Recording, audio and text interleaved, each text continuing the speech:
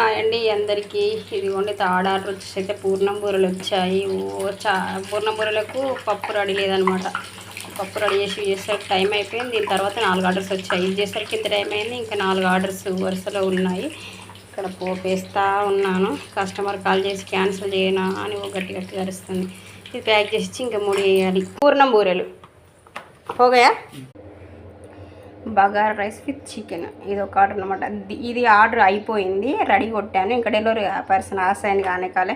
దీనికి ముందు ఒక ఆర్డర్ వచ్చింది. అమ్మ డెలివరీ పర్సన్ ఎంత గోల వేస్తున్నాడు అండి ఆగకుండా. ఇదైతే 4th 5th ఆర్డర్ అనమాట.